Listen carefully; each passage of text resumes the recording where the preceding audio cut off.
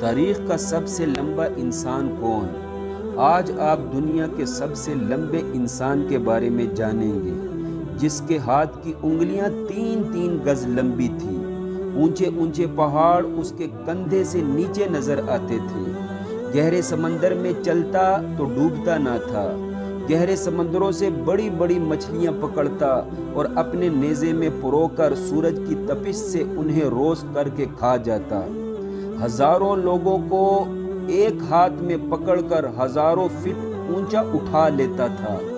حدیث موقوف میں ہے، دنیا کے سب سے لمبے انسان کا قد 3333 ہاتھ تھا۔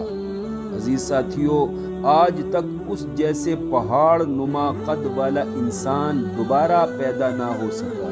تاریخ اس انسان کو عوج بن عنق کے نام سے جانتی ہے۔ یہ ساری کی ساری معلومات لکھی ہے تاریخ طبری میں اور تفسیر قرطبی میں۔ تفسیر قرطبی میں سورہ مائدہ آیت نمبر 22 کے تحت لکھا ہے، ایک روایت کے مطابق عوج بن عنق قوم عاد کی نسل میں سے تھا، جبکہ ایک دوسری روایت کے مطابق عوج بن عنق قوم عمالقہ کی نسل میں سے تھا۔ قوم عمالقہ والے خون خوار، وحشی، دیو قامت لوگ تھے۔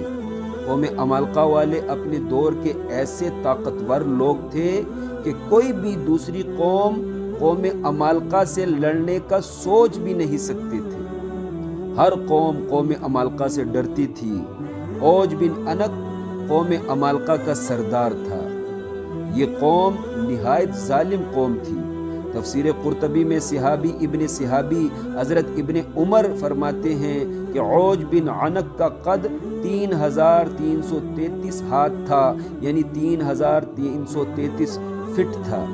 تفسیر قرطبی اور دیگر اسلامی کتب میں آیا ہے، جب قوم موسیٰ کو فرعونیوں سے نجات ملی، سارے کے سارے فرعونی ڈوب کر غرق ہو گئے، تب اللہ پاک نے حضرت موسیٰ کو حکم دیا کہ فلسطین میں عوام پر بہت ظلم و ستم ہو رہا ہے، اے موسیٰ وہاں کے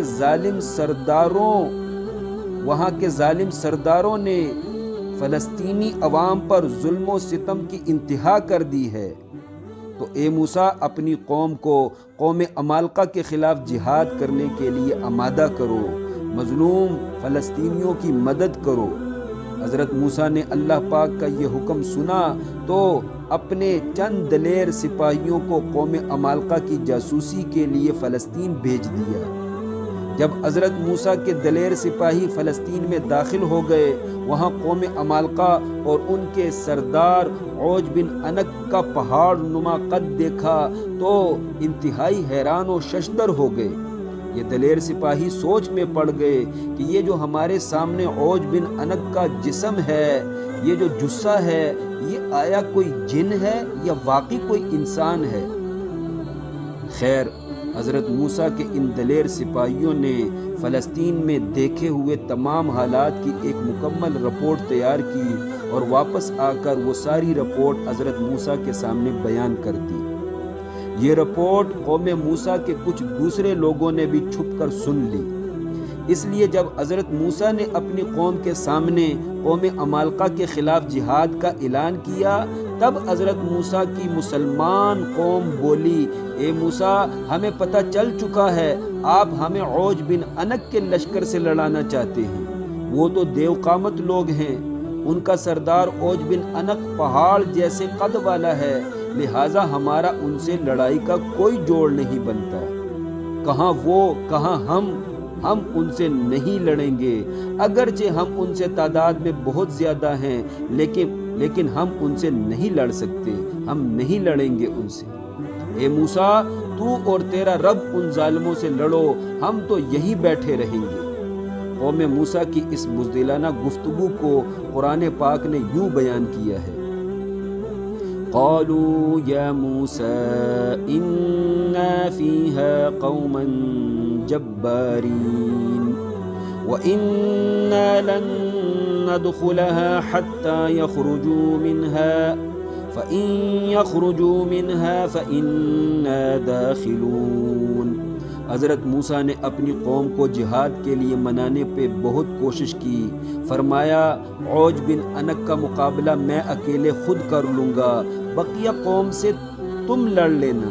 لیکن بزدل قوم نے لڑنے سے صاف انکار کر دیا، فلسطینی مظلوموں کی مدد کرنے سے صاف انکار کر دیا. تب اللہ پاک نے اس امت کو اپنے نبی کی نافرمانی کی سزا دی اور قوم موسیٰ کو ایک وسیع لمبے چوڑے صحرائی میدان میں 40 سال قید کر دیا. مسلسل 40 سال تک قوم موسیٰ اس صحرائی میدان سے نکلنے کی کوشش کرتے رہے، لیکن ہر دفعہ نکلنے کا راستہ ان سے گم ہو جاتا اور وہ واپس اپنی جگہ پہنچ جاتے.